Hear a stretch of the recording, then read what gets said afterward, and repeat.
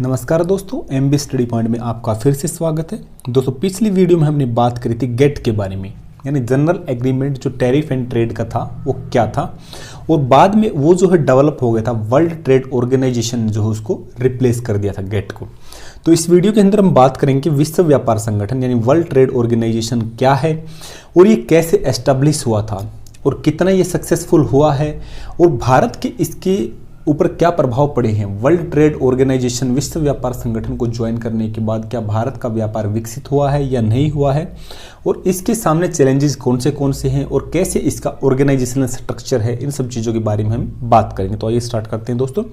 तो सबसे पहले देखिए अगर कि वर्ल्ड ट्रेड ऑर्गेनाइजेशन क्या है, तो एक इंटरनेशनल ऑर्गेनाइजेशन है, मतलब एक इंटरनेशनल ऐसा स्ट्रक्चर है जो कि डील करता है किसके साथ, जो ग्लोबली रूल होते हैं व्यापार से रिलेटेड, जो देशों के बीच में जो कई कंट्रियों के बीच में एक कंट्री से दूसरे कंट्री के बीच में जो व्यापार होता है उससे रिलेटेड जो नियम और कानून होते हैं उससे डील करता है विश्व व्यापार संगठन।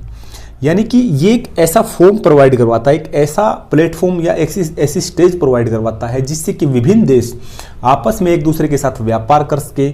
अगर उनके बीच में व्यापार से रिलेटेड कोई डिस्प्यूट है तो उसको वो सॉर्ट आउट कर सके और वो अपनी जो है इकोनॉमी को ग्रोथ कर सके, किसके द्वारा, व्यापार के द्वारा।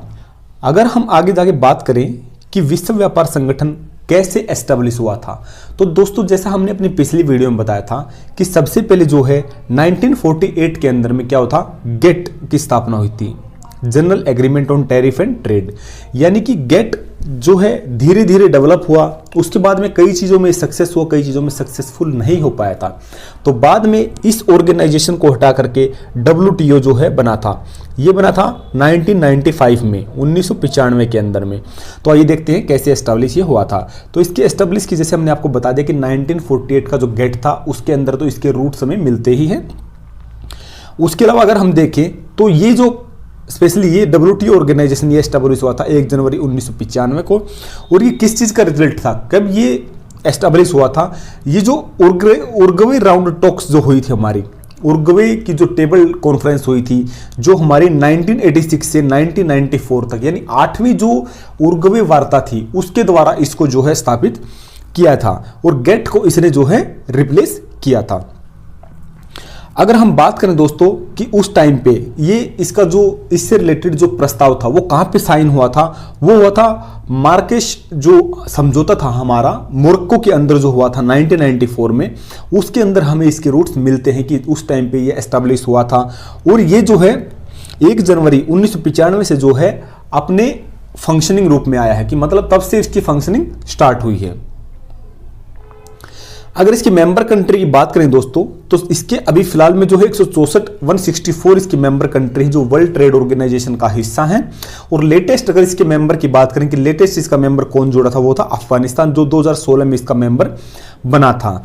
और अगर विश्व के अंतर्राष्ट्रीय इंटरनेशनल लेवल पे अगर हम देखें तो 98% जो ग्लोबल ट्रेड है उसको जो है कौन मॉनिटर करता है, रेगुलेट करता है, WTO यानी वर्ल्ड ट्रेड ऑर्गेनाइजेशन के द्वारा ही जो है 98% जो हमारे इंटरनेशनल लेवल पे ग्लोबल जो हमारा ट्रेड है उसका 98% जो ट्रेड है वो इसी के द्वारा मॉनिटर और एडमिनिस्टर किया जाता है दोस्तों।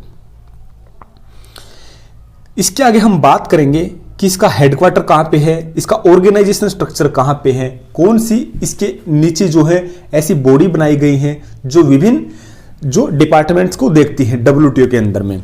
तो इसके अगर हेडक्वार्टर की बात करें तो जिनेवा स्विट्जरलैंड के अंदर इसका जो है हेडक्वार्टर है दोस्तों वर्ल्ड ट्रेड ऑर्गेनाइजेशन का। और इसके अगर की अपॉइंटमेंट की बात करें यानी इसके ऑर्गेनाइजेशनल स्ट्रक्चर पे आए तो इसके अंदर हम देखते हैं इसके अंदर एक मिनिस्ट्रियल कॉन्फ्रेंस है। मिनिस्ट्रियल कॉन्फ्रेंस के मेंबर कौन कौन होते हैं, हमारे जो मेंबर कंट्री हैं सभी का एक रिप्रेजेंटेटिव होता है, सभी कंट्री की तरफ से एक रिप्रेजेंटेटिव मेंबर रहता है, वो उस मिनिस्ट्रियल कॉन्फ्रेंस का मेंबर रहता है। सारे जो डिसीजन ले जाते हैं दोस्तों वो सारे डिसीजन इस मिनिस्ट्रियल कॉन्फ्रेंस के जो मेंबर हैं, यानी 164 अगर हमारे मेंबर हैं WTO के अंदर में तो 164 जो है इसकी स्ट्रेंथ है। मिनिस्ट्रियल कॉन्फ्रेंस की स्ट्रेंथ भी 164, यानी हर एक कंट्री से एक रिप्रेजेंटेटिव मिनिस्ट्रियल कॉन्फ्रेंस में रहता है। ये आप इसको अपनी पार्लियामेंट के टाइप से इसको देख सकते हो। इसी के द्वारा जो है सारे डिसीजन WTO के लिए जाते हैं। अगर बात करें दोस्तों तो इसके अंदर में क्या है, एक जनरल काउंसिल भी है। जनरल काउंसिल जो है मिनिस्ट्रियल कॉन्फ्रेंस का सब पार्ट आप मान सकते हैं, यानी उसके द्वारा ही ये बनाई गई है। कोई भी जैसे डिसीजन होता है तो जनरल काउंसिल से जाता है, जनरल काउंसिल से वो मिनिस्ट्रियल कॉन्फ्रेंस में जाएगा। इसके आगे बात करें काउंसिल और कमेटी क्या है। काउंसिल और कमेटी होगी हमारी उससे निचला सतर, यानी सबसे पहले होगा मिनिस्ट्रियल कॉन्फ्रेंस, और दूसरे स्तर पे जैसे हमने देखा था जनरल काउंसिल होगी, तीसरे पे होगी काउंसिल और कमेटी। जिस प्रकार से हमारी एग्रीकल्चर की कमेटी होगी, टेक्सटाइल से व्यापार की अलग कमेटी होगी, इंटेलेक्चुअल प्रॉपर्टी से रिलेटेड अलग कमेटी होगी। क्यों नहीं, क्योंकि जो WTO है उसके अंदर आप खाली वस्तुओं का ही आदान प्रदान देशों के बीच में रेगुलेट नहीं होता है। वस्तुओं के अलावा हमारी जैसे कोई सर्विसेज होगी, सर्विसेज के अलावा हमारे कोई जैसे इंटेलेक्चुअल प्रॉपर्टी राइट्स हो गए, तो उन सब चीज़ों की देखरेख भी विश्व व्यापार संगठन ही करता है। तो उनकी अलग अलग जो है सब कमेटियां बनाई गई हैं जो एक स्पेशल एस्पेक्ट्स को देखती हैं। इसके आगे अगर हम बात करें तो फोर्थ लेवल पे आता है हमारा जो सेक्रेटरीट। सेक्रेटरीट जो है दोस्तों हमारे डे टू डे जो एडमिनिस्ट्रेशन और जो फंक्शनिंग है वर्ल्ड ट्रेड ऑर्गेनाइजेशन की, उसको लुक आफ्टर करता है। और इसका जो हेड होता है वो होता है आपका डायरेक्टर जनरल। जो डायरेक्टर जनरल जो WTO का जिसको हम हेड बोलते हैं वो इस सेक्रेटरीट का हेड ही होता है, सचिवालय का हेड होता है। इसके आगे हमारी एक WTO के अंदर में डिस्प्यूट सेटलमेंट बॉडी है। फॉर एग्जांपल अगर कोई मेंबर कंट्री है जो WTO के मेंबर कंट्री हैं, उनके बीच में अगर कोई मान लो डिस्प्यूट हो जाता है, कोई ऐसा मुद्दा हो जाता है कि जैसे कि व्यापार को प्रतिबंध हो, मतलब कि एक देश दूसरे देश में व्यापार को सुचारू रूप से ना कर सके, तो उस टाइम पे जो डिस्प्यूट क्रिएट होता है तो डिस्प्यूट को सॉर्ट आउट करने के लिए, उसके ऊपर फैसला लेने के लिए एक डिस्प्यूट सेटलमेंट बॉडी भी इसके अंदर बनाई गई है। अगर हम बात करें तो फिलहाल जो इनके हेड कौन है, हेड WTO के हेड वो है डॉक्टर नगोजी ओकोंजो-इवेला। ये एक लेडी है जो कि नाइजीरिया की हैं और सन 2021 से जो है ये इसके WTO के हेड के रूप में कार्य कर रही हैं। अगर हम इनके बैकग्राउंड में इनके बारे में अगर जाके देखते हैं तो ये बहुत ही एक एक्सपर्ट इकोनॉमिस्ट हैं और डेवलपमेंट एक्सपर्ट हैं जो कि नाइजीरिया की हैं। और इसकी अगर लीडरशिप की बात करें कि WTO का जो हेड है या जो लीडरशिप है वो चेंज कैसे होती है, जिस प्रकार से हमने बताया कि 2021 में ये जो है अपनी पोस्ट पे कार्यरत हुई थी। तो इसकी जो पोस्ट है दोस्तों, WTO के जो हेड है डायरेक्टर जनरल जिसको हम बोलते हैं, उसकी पोस्ट जनरली जो है 4 साल तो मिनिमम रहती है। 4 से ज्यादा साल भी वो क्या है कि रिन्यूएबल होती है, मतलब 4 साल के बाद री इलेक्शन होता है कि उसको दोबारा भी चुना जा सकता है, इलेक्ट भी कर सकते हैं उसी मेंबर को। अगर नहीं तो अगर इसके फ्रेश इलेक्शन की अगर हम बात करें तो कैसे इसका नॉमिनेशन होता है, तो सब इलेक्शन इसका सिलेक्शन कैसे होता है, तो सबसे पहले जो है नॉमिनेशन भरा जाता है इसके लिए। मतलब हम जैसे किसी पार्टी से चुनाव लड़ते हैं तो उसके लिए फॉर्म भरते हैं, नॉमिनेशन फॉर्म भरते हैं। तो इसी प्रकार से सभी जो मेंबर कंट्री हैं, 164 मेंबर कंट्री हैं, तो अपना अपना प्रपोजल देती हैं, अपना अपना एक नॉमिनेशन फॉर्म भरती हैं कि वो किसको प्रपोज कर रही हैं इसका डायरेक्टर जनरल बनाने के लिए WTO का। तो उसके अंदर जो है सारी कंट्रियां जो हैं अपने प्रपोजल देती हैं। उसके बाद में उस नॉमिनेशन प्रपोजल के हिसाब से जो है सिलेक्शन प्रोसेस होती है उनकी। और सिलेक्शन प्रोसेस के अंदर जो कौन वोट करता है, सारी जो हमारी मेंबर कंट्री हैं वो वोट करते हैं। इसकी जो जनरल काउंसिल है या इसकी जो अलग से जो रिप्रेजेंटेटिव हैं, कमेटियां हैं, उन सब का कंसेंसस इसके अंदर भी लिया जाता है। अगर कंसेंसस और वोटिंग की बात करें तो सभी मेंबर कंट्री अपना एक एक वोट जो है उसको देते हैं और जिसके ज्यादा वोट होते हैं उसके बेसिस पे ही जो है सिलेक्शन किया जाता है और उसके बाद में उसको अपॉइंट किया जाता है डायरेक्टर जनरल ऑफ WTO और जनरल काउंसिल के द्वारा। अगर इसकी बात करें दोस्तों, जैसा हमने बताया था, तो डायरेक्टर जनरल जो WTO का है वो क्या करता है, सेक्रेटरीट का हेड होता है। WTO का जो सेक्रेटरीट है, सचिवालय, उसका हेड होता है और डे टू डे फंक्शनिंग, जो डे टू डे ऑपरेशन होते हैं WTO के, उसकी देखरेख वो है करता है। अगर इंडिया के साथ रिलेशन कैसे हैं WTO के, अगर इस चीज की अगर हम बात करें दोस्तों, तो इंडिया जो है पहले गेट का सदस्य भी था 1948 से। उसके बाद में गेट जब तब्दील हो गया WTO के अंदर में 1995 में, तो तब से इंडिया जो है इसका सदस्य है। तो इंडिया के साथ मतलब कि व्यापार से संबंधित जो इंडिया की तरफ से जो अप्रोच है वो पॉजिटिव रही है। हालांकि कई बार जो है इनके रिलेशन में कभी दरार भी आपको देखने को मिली होगी। वो कैसे किस लिए देखने को मिली है कि एग्रीकल्चर सब्सिडी से रिलेटेड जो WTO की नॉर्म्स एंड गाइडलाइंस हैं वो इंडिया के फेवर में नहीं है, क्योंकि इंडिया क्या है कि डेवलपिंग कंट्री है और इसको क्या है कि अगर एग्रीकल्चर सेक्टर को प्रमोट करना है तो इनको किसानों को सब्सिडी भी देनी पड़ेगी, उनको लोन भी देना पड़ेगा, इंश्योरेंस भी देना पड़ेगा। बट WTO क्या है, WTO की जो नीतियां हैं वो व्यापार से ओरिएंटेड हैं। उनका ये मकसद है कि ज्यादा प्रॉफिट कैसे कमाया जाए और व्यापार को कैसे बढ़ावा दिया जाए, ना कि सब्सिडी को कैसे ज्यादा दिया जाए, ये देश की कृषि या अर्थव्यवस्था को कैसे सुधार जाए। उनकी जो है नीतियां व्यापार से ओरिएंटेड हैं, इसलिए कई बार इनके रिलेशन में हमें दरार भी देखने को मिल जाती है। अगर हम इसके बजट की बात करें दोस्तों, तो WTO का जो बजट है, जो एनुअल बजट है, वो कंट्रीब्यूट होता है जो इसकी मेंबर कंट्री है उनके द्वारा। अगर इसके इस हिसाब से बजट की देखें तो डेवलप कंट्री जो है, जैसे हमारी अमेरिका होगी, चाइना होगी, फ्रांस होगी, जर्मनी होगी, यूनाइटेड किंगडम होगी, वो जो है इसके अंदर ज्यादा कंट्रीब्यूट करते हैं।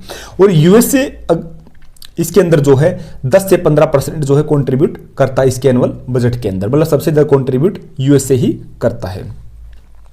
अभी हमने बात कर ली कि कैसे WTO के आने से व्यापार को जो है एक अच्छा प्लेटफॉर्म मिला है, मतलब डिस्प्यूट भी जो है काफी रिजोल्व हुए हैं, और मतलब देशों के अंदर जो आपका एक्सपोर्ट इंपोर्ट वो है उसके अंदर भी एक ईज आई है, मतलब एक आसानी हुई है। बट इसके अलावा इसके कुछ काफी क्रिटिसिज्म भी है, के बारे में आइए देखते हैं।